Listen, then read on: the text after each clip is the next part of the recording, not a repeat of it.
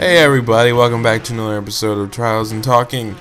In this episode, I just want to talk about what it takes, what it has taken, and what it did take very recently to change the companies who make the consoles, Microsoft, Sony, Nintendo. Oh yeah, I'm sorry for the lame kind of tracks. They're not lame, but the second one may get a little boring because it's like shooting a ball into a hoop from far away, and that's really all it is. So sorry about that. The video is not gonna be that long, so you can just hopefully you can grab onto a railing and squeeze and hold on for dear life, or just open up a new tab, read something, watch something, play something, or do whatever. So let's continue. Now, what I want to start off with is talking about two main things.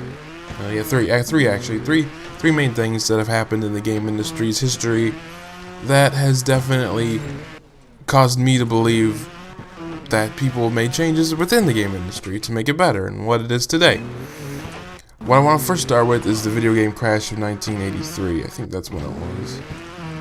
Certainly didn't crash in Japan in 1983 because they had the NES back then, or the Famicom, and our family computer, or whatever it was called. But when that happened, that caused everyone to rethink what they released and definitely tried to move the game industry forward.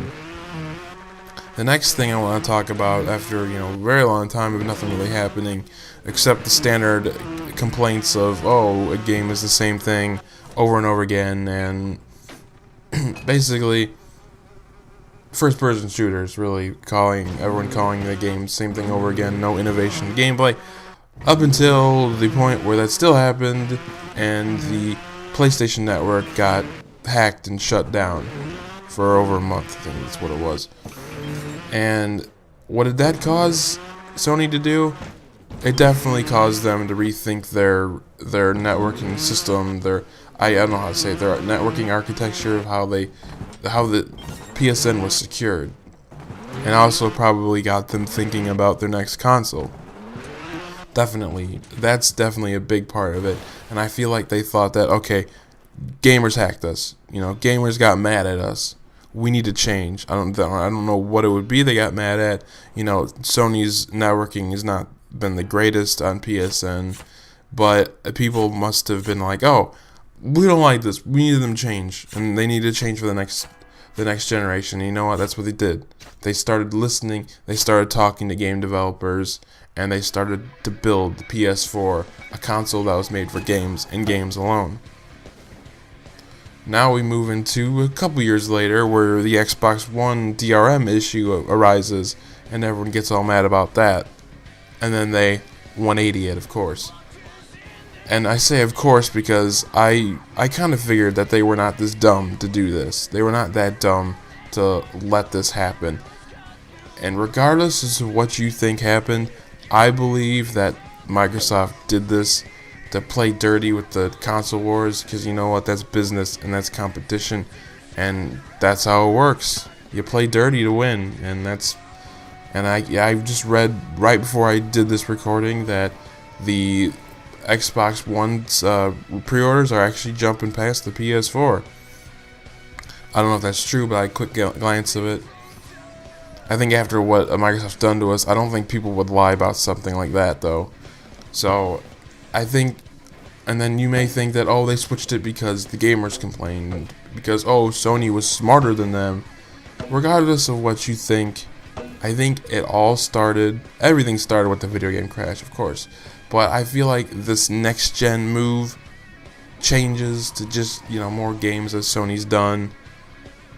And in the end, Microsoft's decision to either at the beginning they were going to switch it, or now they just switched it, or whatever. I think because the PlayStation Network got hacked, that's what caused Microsoft to also think, to also listen. Whatever time they did it, it wasn't too late. Oh, it's too late for me because I'm not going to buy it now. It's not too late because it's out. It's not out yet.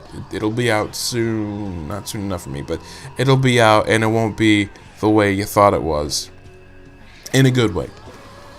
And basically, that's what I'm saying is, I was actually going to do a video about saying, about saying, I do not condone hacking whatsoever. I don't mod any of my game consoles at all, but that's not really relevant to that. But I don't condone any hacking at all. But like I said with the PSN, it happened, and I think that's how they changed. I was gonna say, I wouldn't mind if Microsoft got hacked. I wouldn't mind. I wouldn't be too against it, upset with it. I wouldn't want anyone to do it. I wouldn't do it, of course, but I guess I am condoning it, because that's what I feel like it needs to happen to change people. That's how you change the game industry. Something big has to happen. And I honestly, the people, I can't remember the group that hacked Sony, but most of those people, if not all of them, are in jail now, and I can't help but feel sorry for them, because you know what? They changed the game industry and helped make our gaming better. People went to jail for this, and it's bad enough, and I honestly feel like those people should not be in jail anymore, because they helped make entertainment better. They pushed it forward, and you know what? I thank you guys for hacking PSN. And hopefully we won't need as drastic measures to get people to change, the game industry to change. But you know what? I think something to that degree is what it takes to change the game industry.